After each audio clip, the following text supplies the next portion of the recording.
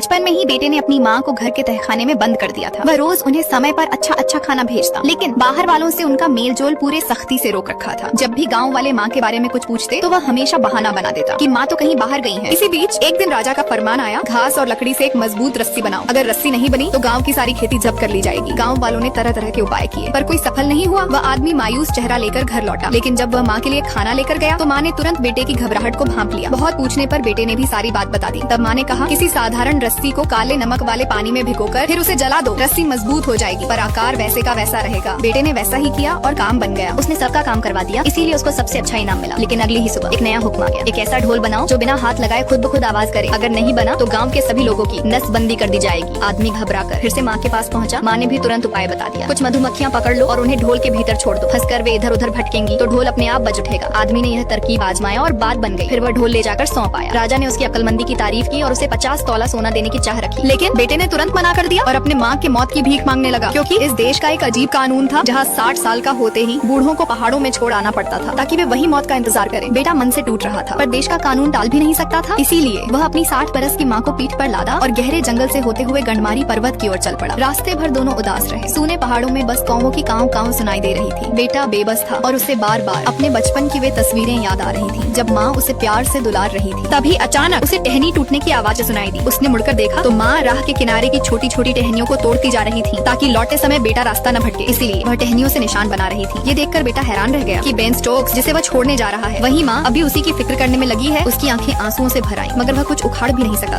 आखिरकार वे गंडमारी पर्वत की चोटी पर पहुँच गए। माँ नहीं चाहती थी कि वो बेटे पर और बोझ बने, पर बेटा भी उनसे अलग होने का नाम नहीं ले रहा था। माँ ने उसे जल्दी घर लौट जाने को कहा और वह खुद घास पर मौत का इंतजार करने बैठ गयी। बेटे ने माँ का हाथ थामे रखा और बहुत देर तक हिम्मत जुटाने के बाद ही वो वापस मुड़ा। वापस लौटते वक्त उसके आंसू थम ही नहीं रहे थे। तभी अचानक वह एक पत्थर से ठोकर खाकर गिर पड़ा। कुछ ही देर में बर्फ गिरने लगी। उसने सोचा, इतनी भयंकर ठंड माँ कैसे सहेंगी। वह तुरंत उठा, काठी फेंका और तुरंत माँ के पास दौड़ पड़ा। वहाँ माँ बिना उन्हीं कपड़ों के ठंडी घास पर बैठी बेटे की सलामती के लिए दुआ कर रही थी। बेटा उड़ता हुआ पहुँचा, माँ को कंधों पर उठाया और भागता हुआ घर ले आया। लेकिन कानून की वजह से माँ सामने नहीं आ सकती थी। फिर भी उसने ठान लिया कि वह माँ को हर हाल में सारा सुकून देगा। वह राजा के पास गया और सारा सच बता दिया। तब राजा ने हुक्म दिया और हजारों साल से चली आ रही उस बुरी परंपरा को खत्म कर दिया, जिसके बाद बेटा अपनी माँ के साथ चैन से जिंदगी बिताने लगा।